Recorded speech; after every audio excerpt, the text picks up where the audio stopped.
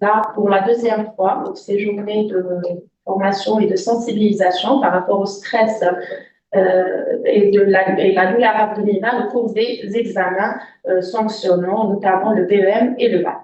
Je tiens à remercier Dr Boustaha et Dr Abada pour l'invitation et j'espère que notre exposé va être bénéfique. On va parler aujourd'hui de la douleur abdominale, pourquoi on s'intéresse à cette question lors de ces examens.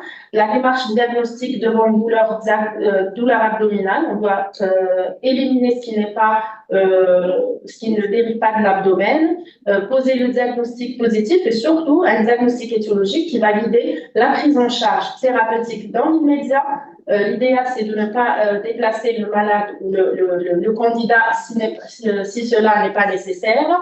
Et une fois que le diagnostic ou l'étiquette est posée, on doit adapter la prise en charge tardive ou un traitement de fond qui doit être conseillé. Enfin, une petite conclusion. La douleur abdominale est un signe clinique révélateur d'une pathologie qui peut être aussi bien digestive qu'extradigestive. Elle peut être d'origine organique ou fonctionnelle, qui peut être d'évolution aiguë ou chronique. Ça, c'est sur le plan général. Les situations de stress peuvent être un facteur déclenchant de la douleur, révélant ou aggravant une pathologie organique ou fonctionnelle préexistante. La douleur abdominale, en général, est un motif fréquent de consultation aussi bien aux urgences qu'aux consultations ambulatoires, de consultations de médecine générale ou de consultations spécialisées. Elle constitue 25% des motifs de consultation aux urgences. La gravité dépend bien sûr de l'étiologie, elle est variable. Elle peut aller de l'urgence chirurgicale qui doit être éliminée en première intention, jusqu'à la douleur d'origine fonctionnelle ou émotive, comme c'est le cas des candidats dont l'évacuation n'est pas nécessaire. La situation de stress, notamment lors des examens, reste une circonstance fréquente de découverte de ce symptôme qui doit être recherché systématiquement à l'interrogatoire. Les formes bénignes d'origine psychogène sont de loin les plus fréquentes et ne doivent être négligées afin d'assurer un bon déroulement des examens. Concernant la démarche diagnostique, bien sûr, le diagnostic positif, il est facile puisqu'il s'agit d'adultes ou bien d'adolescents qui peuvent s'exprimer. Le diagnostic en dehors des enfants en difficulté, le diagnostic étiologique, il est parfois difficile, d'où l'intérêt d'adapter une stratégie bien codifiée. D'abord, comme tous les diagnostics, l'anamnèse est très, très importante pour préciser déjà les antécédents de l'enfant ou du candidat pour essayer de vous orienter si le patient doit être évacué rapidement ou bien on peut temporiser le temps de passer le cap de l'examen. L'attaque et le mode de début, on avait précisé que la douleur peut être aussi bien aiguë, subaiguë ou chronique. Les signes accompagnateurs sont très importants, notamment les signes, la fièvre. La fièvre, déjà, elle va conditionner, on va penser à tout ce qui est infectieux ou bien l'abdomen chirurgical, et les troubles du transit. Les vomissements et l'arrêt des matières et des gaz constituent une urgence, et les autres, l'absence de ces symptômes peut nous rassurer pour le moment. L'examen physique est une étape clé et on doit toujours éliminer les autres urgences vitales, notamment la prise de constante hémodynamique, l'examen de l'abdomen et des orifices herniaires pour ne pas passer à côté d'une urgence chirurgicale. Le diagnostic différentiel, il faut savoir que l'origine extradigestive est assez fréquente. Il faut d'abord penser à l'origine cardiaque, à l'origine respiratoire et à l'origine métabolique. Professeur Lehachi et Dr Douiri ont très bien précisé que la symptomatologie digestive, la symptomatologie cardiaque ou les hypoglycémies ainsi que les cétoses peuvent mimer un malaise digestif ou une gastroentérite. L'origine gynécologique ne doit pas être négligée chez les filles ou les femmes en âge de procréer. La GU, la grossesse extra-utérine, est une urgence qu'il faut toujours avoir à l'esprit. les torsions de l'ovaire ainsi, l'origine urologique, l'infection urinaire et la colique néphrétique qui peut être aussi une source de douleur abdominale ou lombaire. Le diagnostic étiologique, c'est l'étape qu'on va détailler. Donc, notre stratégie pour déterminer l'origine de la douleur, qu'elle soit organique ou fonctionnelle, d'origine digestive ou extra-digestive.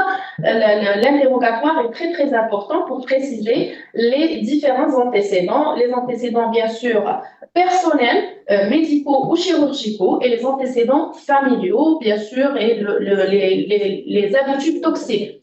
Les habitudes toxiques, c'est très, très important de les préciser. Il faut bien interroger l'enfant ou le candidat, surtout dans les situations de stress. On a le tabac qui fait ravage, mais actuellement, le problème, c'est le problème de drogue chez nos adolescents. Maintenant, ce n'est plus le lycée ou la faculté, c'est même le primaire et le CEM. On a la prise de psychotropes. Il faut toujours penser à ça. Le mode et la date et les circonstances du début, on va toujours rétablir la relation avec la situation de stress et les signes accompagnateurs fonctionnels, physiques ou autres, qu'ils soient digestifs ou extra-digestifs. Donc, la conduite à tenir, c'est-à-dire sur cet organigramme, on va essayer d'orienter le diagnostic ou bien d'orienter le médecin du centre pour essayer d'avoir une conduite à tenir appropriée. On doit toujours préciser les antécédents du patient. Si le patient ou bien le candidat a des antécédents particuliers, est-ce qu'il s'agit d'une décompensation d'une pathologie préexistante? Je donne l'exemple des MICI ou des maladies inflammatoires ou bien des maladies ulcéreuses. Est-ce que la poussée, elle est légère et on peut la gérer en ambulatoire, c'est-à-dire que l'enfant ou l'adolescent peut rester dans l'établissement et donc il peut finir son examen. Ou bien s'il s'agit d'une poussée sévère qui nécessite une hospitalisation, là on est obligé d'évacuer l'enfant. Les douleurs qui ne sont pas liées, il a le droit d'avoir des antécédents sérieux, mais de faire une douleur qui n'a rien à voir avec ses antécédents ou qui n'a rien à voir avec sa pathologie préexistante. C'est-à-dire on a le droit d'avoir un diabétique ou bien un enfant qui est suivi pour un trouble du rythme ou autre, mais 2 jours avant, il est sorti avec ses copains pour déstresser et là, il prend un repas suspect, il fait une simple épigastralgie liée à une gastroentérite ou bien à une gastrite uniquement. Et si le patient il est sans antécédent, on est plus ou moins rassuré quand il n'y a pas de signes d'alarme, il n'y a pas de fièvre, quand l'examen clinique il est normal, il n'y a pas de contracture, on pense à la douleur bénigne et qu'on peut gérer, bien sûr. Par contre, l'examen physique il est très important, l'examen des orifices herniaires et l'examen de l'abdomen pour ne pas passer à côté d'une urgence chirurgicale qu'il faudra bien sûr évacuer. On revient sur ces étiologies, voilà, on va suivre l'organigramme, on va parler de la décompensation d'une pathologie préexistante. La maladie ulcéreuse, bien sûr, on connaît tous la symptomatologie, c'est des épigastralgies qui sont postprandiales tardives, qui sont rythmées par les repas, mais ce tableau n'est pas toujours typique.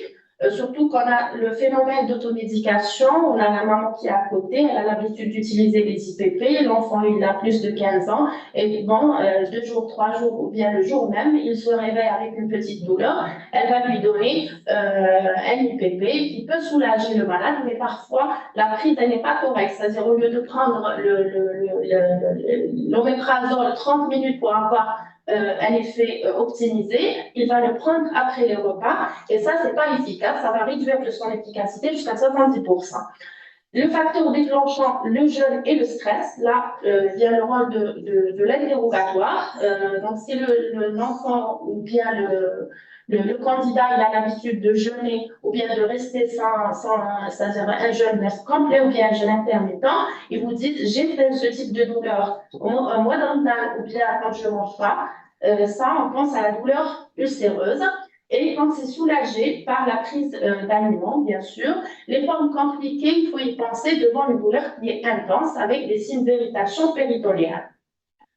L'appendicitis, c'est une urgence chirurgicale, sachant qu'il y a actuellement une place des antibiotiques, mais dès lors qu'on a une douleur de la fosse iliaque droite, périombilicale, parfois épigastrique ou lombaire, selon le siège anatomique de l'appendice. La fièvre, je vous ai dit au départ que c'est très important de préciser la notion de température, et là, il ne faut pas se contenter du témoignage ou bien de la sensation de fièvre ou de frisson. C'est très simple de se munir d'un thermomètre au centre de l'examen. Les vomissements rapportés ou bien constatés, qui peuvent être signes d'organicité, mais qui peuvent être aussi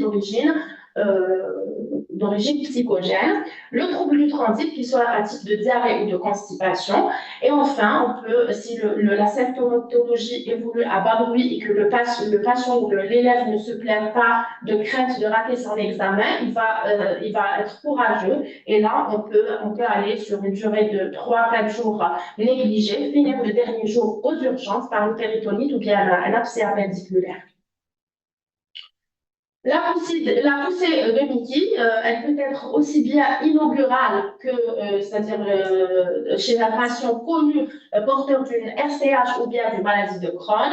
La douleur, elle dépend bien sûr de phénotype et dépend aussi de la localisation de la maladie. La RCH, généralement, vous avez essentiellement les diarrhées, le syndrome rectal, c'est très, très gênant lors de l'examen. Et parfois, c'est source de soupçons quand l'enfant il veut aller à la selle, il veut aller aux toilettes de façon répétée, d'où la nécessité d'avoir la fiche des malades, de préciser qu'il s'agit d'une maladie chronique et que la poussée au moment de stress, elle est fréquente et qu'il a systématiquement le droit d'aller au sanitaire sans gêne. Quand il s'agit d'une maladie de Crohn, la localisation la plus fréquente, c'est l'atteinte iléale. Et l'atteinte iléale sténosante, elle est fréquente. Donc, devant des douleurs abdominales, il faut toujours rechercher la notion d'arrêt des gaz et des matières, les vomissements. À l'examen, bien sûr, on va rechercher la distension abdominale. Et les formes compliquées sont rares, c'est-à-dire en dehors des formes négligées inaugurales, d'avoir une perforation sur une forme sévère, c'est-à-dire généralement ils n'arrivent même pas à venir faire l'examen. L'hémorragie, par contre, de grande abondance, elle est fréquente dans les formes de RCH si l'enfant ou le candidat n'a pas fait ses suppositoires, c'est la forme locale. Et par exemple, il y a une surinfection parasitaire. Les examens, généralement, c'est en saison tempérée, en mois de mai, en mois de juin. On est dans un pays endémique d'amibiase, et l'amibiase, elle est fréquente sur le climat, et les formes surinfectées de RCH et de Crohn peuvent donner un tableau déjà apéritique. C'est une atteinte de l'amibiase sans fièvre, en dehors des abcès hépatiques et des amébas. On peut avoir donc un tableau de diarrhée glérosanglante avec un syndrome rectal, mais sans fièvre. Il faut penser à cette surinfection amibienne chez des patients connus porteurs de RCH ou de Crohn. L'occlusion, bien sûr, intestinale sur une sténose donnée ou en rapport avec un virus réflexe, quelle que soit son origine, peut être aussi associée à ces poussées. Ensuite, on va passer à la pathologie fonctionnelle. L'exacerbation d'une dyspepsie ou d'un syndrome d'intestin irritable, elle peut mimer un tableau d'urgence chirurgicale ou bien d'une urgence cardiovasculaire chez des enfants. On a des épigastralgies qui peuvent être intenses. On a le hoquet, l'irritation, le météorisme. Il faut préciser est-ce qu'il y a une notion d'arrêt de gaz ou pas, parce que le météorisme peut être en rapport simplement avec cette exacerbation de sécrétion de sucre gastro-intestinal et la production des gaz par la flore intestinale et le microbiote. Par contre, l'arrêt des gaz, l'arrêt des gaz, c'est un signe, plus les bouillissements, c'est un signe, et la distension abdominale très douloureuse, c'est un signe d'irritation péritoniale, donc qu'il faut explorer, associé à ces troubles de transit. La colique hépatique, on est un pays où la lithiase, la maladie lithiasique, elle n'est pas rare, et la lithiase réticulaire, elle est de plus en plus fréquente à cause de l'obésité, de l'utilisation des œstroprogestatifs, et on a parfois des formes qui sont observées chez des jeunes, moins de 30 ans, liées à une anomalie d'un récepteur membranaire qui va être à l'origine de lithiase vésiculaire symptomatique avant 30 ans, avec des antécédents familiaux. Il y a un facteur génétique de cette mutation, et donc on voit que dans la même famille, on a la sœur, la maman, la tante qui ont eu, elles ne sont pas très obèses, mais elles ont eu une polycystictomie avant l'âge de 30 ans, et là on vous dit que 2-3 ans après ou bien plus, vous avez des symptômes similaires, c'est-à-dire que c'est des douleurs liées à la prise de repas gras avec des vomissements. Et si vous avez réalisé en dehors de cette circonstance une échographie, vous allez tomber sur des images de calculs intrahépatiques qu'on visualise en queue de comète sur l'échographie. Donc, c'est très important de préciser les antécédents aussi bien personnels que familiaux. Généralement, c'est des douleurs épigastriques dans les deux tiers des cas, et le tableau typique d'une douleur du flanc droit en bretelle et hémicirconférentielle ne constitue qu'un tiers des cas.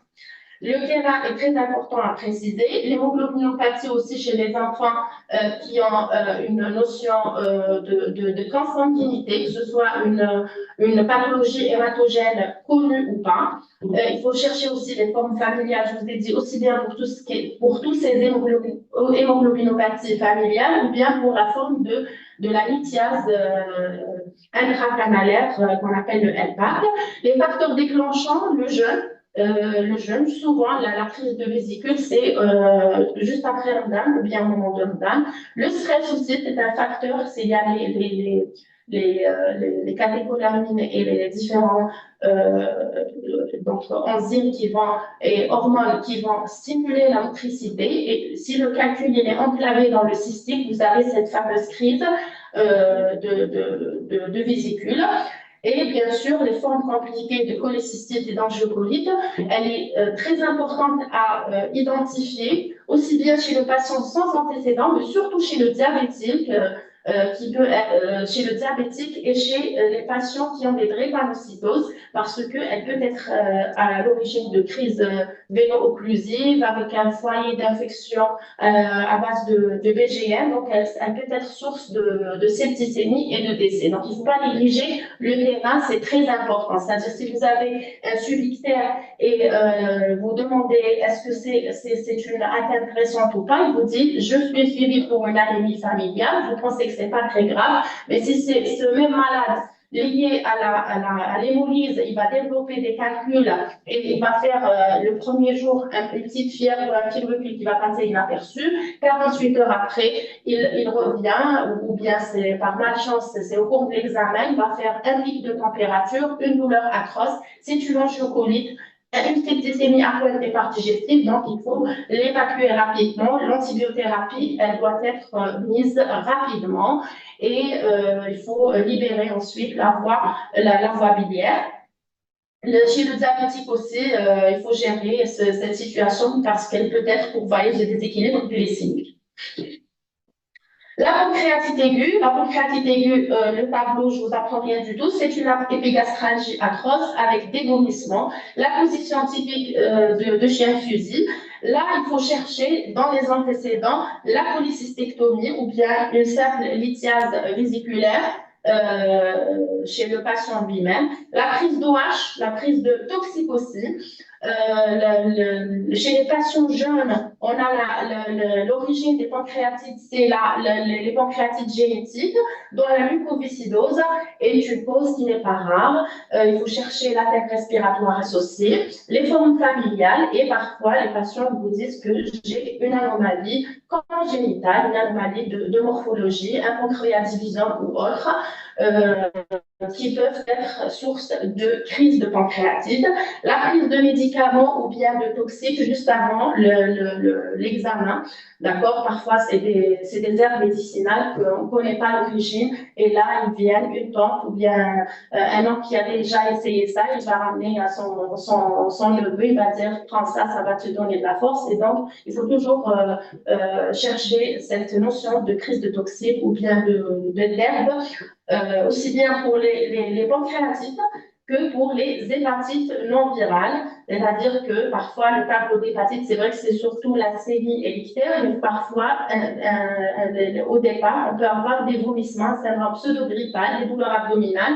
Et quand on fait une sérologie virale A, qui est l'origine la plus fréquente sous le climat et dans cette tranche d'âge, quand elle est négative ou bien si on a des IgG qui témoignent d'une infection qui est lointaine, voilà, ancienne, le patient est immunisé, on doit toujours penser à la prise de médicaments ou de toxiques.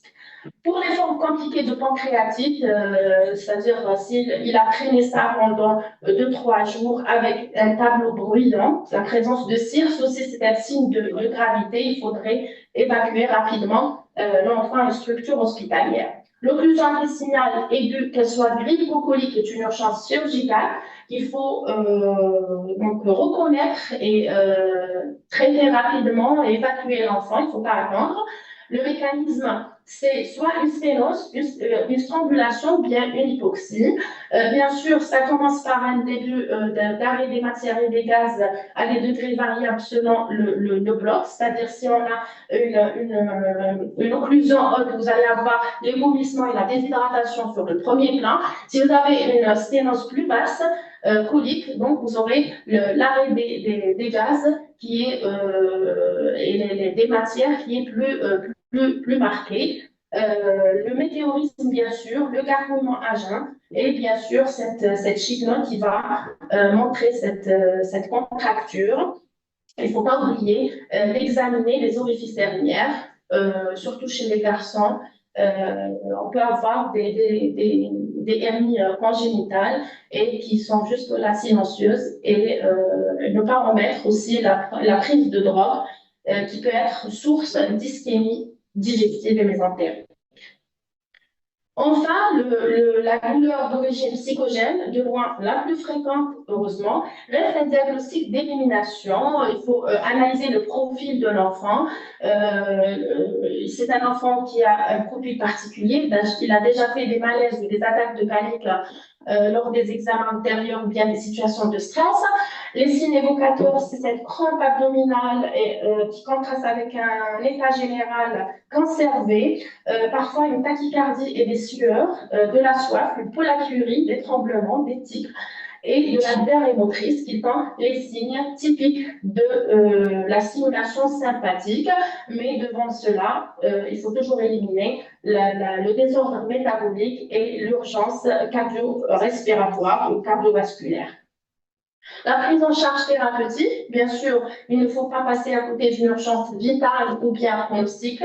Ensuite, s'il ne s'agit pas d'une urgence, il faut soulager l'enfant, soulager la douleur et prévenir la récidive ultérieure. Il faut assurer un bon déroulement de l'examen en jugulant la situation de stress et éviter l'exclusion de l'élève en cas de douleur bénigne. C'est ça l'objectif. Les moyens, c'est les règles hygiéno-diététiques d'adapter selon les symptômes.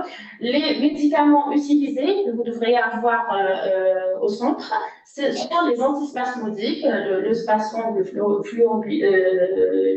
glycinol en IM, en IV ou en LIO, qui est une forme sublinguale très efficace et rapide. La glycéragine en IV, en IM ou intrarectal. Le débridate ou le duspatalin en forme orale.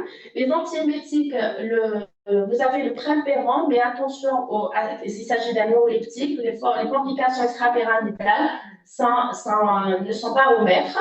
Actuellement, on a d'autres molécules, le Vogalène en intrarectal. Vous avez aussi même des comprimés, des sirops actuellement. Les prokinétiques aussi en l'absence de contre-indication et pour de courte durée. Les antalgiques, le paracétamol, les antidiarrhéiques aussi, le loperamide, le Smecta, bien sûr, les absorbants, le charbon actif et autres pour tout ce qui est crise de côlon irritable. Les IPP, il faut en avoir, aussi bien en injectable qu'en péros, parce que c'est assez efficace.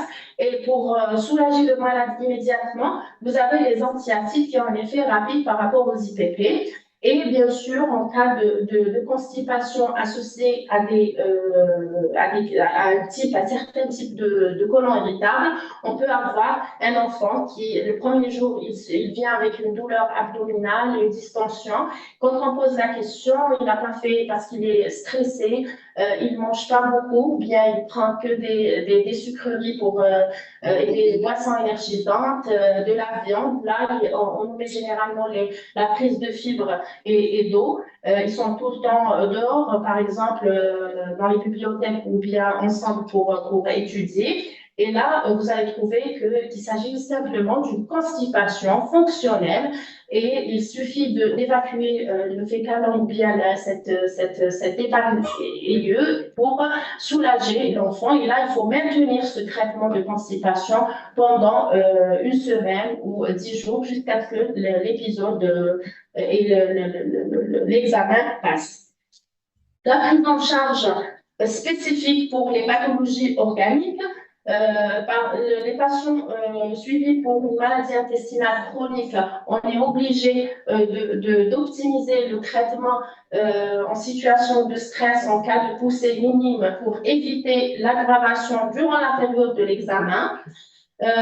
Bien sûr, la forme intrarectale c'est-à-dire elle fait partie du traitement de fond. Parfois, les étudiants et les adolescents ne font pas leur suppos et c'est source de récidive parce que les formes gauches, les formes rectales et les formes gauches de RCH, même si on maintient le traitement oral ou bien s'il est sur un autre traitement de fond, c'est-à-dire un immunosuppresseur bilumiral ou bien un anti-TNF, même si c'est des paliers qui sont plus élevés, plus importants, mais le traitement local il est très important pour la forme basse. Donc il faut toujours poser la question, vous êtes sur quel traitement? Si le médecin il a prescrit des 5-1 par voie rectale, il faut les maintenir. Il faut les maintenir pour maintenir cette rémission. La cure de corticothérapie à raison de 1 mg par kilo par jour sous couverture antibiotique aussi peut être, c'est-à-dire le médecin traitant peut être emmené à le prescrire si on a une exacerbation qui reste dans la poussée modérée pour gérer l'urgence en attendant de faire le point endoscopique, de faire des analyses et d'adapter, de changer l'arsenal thérapeutique. Pour les indications, la maladie ulcéreuse, le reflux et la dyspepsie, vous avez la gamme la plus utilisée, parfois même en automédication, c'est l'IPP, l'inhibiteur de 5-HT. La pancréatite aiguë, on n'a pas le choix, c'est les antalgiques. La dyspepsie et les troubles fonctionnels, ce sont les antispasmodiques et les régulateurs de transit et les absorbants selon le symptôme le plus marqué, c'est-à-dire parfois on a des TFI où on a la douleur sur le premier plan, on préfère les antispasmodiques. Quand on a le météorisme et la gêne et la latulence sur le premier plan, on va utiliser les absorbants. Et si c'est des formes plutôt de constipation, il faut jouer sur les accélérateurs de transit. Sinon, en cas de diarrhée motrice, on peut proposer les régulateurs, bien sûr, à titre de ralentisseur. Concernant la colique hépatique, sans qu'il y ait de complications, le candidat peut ne pas quitter la salle le centre d'examen. On peut donner un cocktail d'antalgiques, des antispasmodiques et des antiémétiques, le temps de régler ça, parce que généralement, une colique hépatique simple, par définition, ne dépasse pas les 6 heures. Dès qu'elle dépasse les 6 heures, on commence à avoir d'autres complications, c'est-à-dire soit un hydrocolyciste, ou bien une cholécystite carrément, là, il faut une hospitalisation. Pour les poussées de Niki, il faut envoyer chez le médecin traitant pour adapter le traitement. Soit on optimise les 5 ASA en dose, ou bien on peut prescrire une dose de corticothérapie après avoir éliminé, bien sûr, la surinfection. Je vous ai dit la c'est-à-dire le médecin scolaire peut prescrire la copro avec une cure de flagyl ou bien de cyclidazole qui est en prise unique actuellement. Il est disponible, un sachet de 2 grammes en prise unique. On va éliminer et la nupiate, et la géardiade et autres. Donc, sur cette plaque, vous avez les médicaments à procurer au centre d'examen qui peuvent être utiles pour vous, qui peuvent donc être achetés facilement par les responsables. Je ne pense pas que ce soit très coûteux. Et enfin, on passe au volet de psychothérapie qui joue un rôle très important dans la gestion des douleurs d'origine